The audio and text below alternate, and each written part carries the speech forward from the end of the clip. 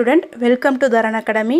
இன்றைக்கி நம்ம என்ன பார்க்க போகிறோம்னா 3 நிமிடங்கள் 3 நூல்வழி அந்த சீரீஸில் உள்ள நெக்ஸ்ட்டு ஒரு 3 பேரை பற்றி நம்ம வீடியோ பார்க்கலாம்.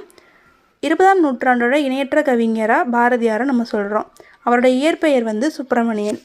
ஸோ இளமையிலேயே கவிப்பாடம் திறன் பெற்றிருந்ததுனால தான் எட்டயபுரம் மன்னர் அவருக்கு பாரதிங்கிற பட்டம் வழங்கியிருப்பார். தன்னோட கவிதைகள் வழியாக விடுதலை உணர்வை ஊட்டியவர். அதனால தான் அவரை நம்ம விடுதலை கவி அப்படின்னு சொல்கிறோம். மண்ணுரிமைக்காகவும் பெண்ணுரிமைக்காகவும் பாடியவர். நாட்டுப்பற்றும் மொழிப்பற்றும் மிக்க பாடல்கள் பலவற்றை அவர் படைச்சிருக்காரு. அவரோட நூல்களில் சில நூல்கள் என்னென்னா பாஞ்சாலி சபதம், கண்ணன் பாட்டு, குயில் பாட்டு, இது எல்லாமே அவரோட நூல்கள் தான். ஓகேவா? நெக்ஸ்ட்டு யாரை பற்றி பார்க்க போகிறோன்னா திருவள்ளுவர். திருவள்ளுவர் 2000 ஆண்டுகளுக்கு முற்பட்டவர்.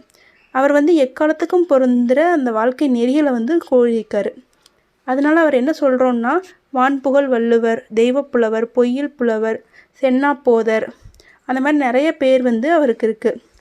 திருக்குறள்னு பார்த்துட்டோம்னா அறம், பொருள், இன்பம் அப்படின்னு சொல்லி 3 பிரிவுகள் இருக்கும். இது 14 கீழ்கணக்கு நூல்களில் ஒன்றாகவும் இருக்குது. திருக்குறள் 1333 குறள்பாக்களையும் 133 அதிகாரங்களும் அதில் இருக்குது. திருக்குறளில் இல்லாததும் இல்லை, திருக்குறள் சொல்லாததும் இல்லை அப்படின்னு சொல்லுவாங்க. ஏன்னா அந்தளவுக்கு திருக்குறளில் இல்லாதது எதுவுமே கிடையாது. அதனால் அது என்ன சொல்கிறோம்னா உலக பொதுமறை, வாயுரை வாழ்த்து, அந்த மாதிரி சில பெயர்களால், சிறப்பு பெயர்களால் அதை நம்ம அழைக்கிறோம்.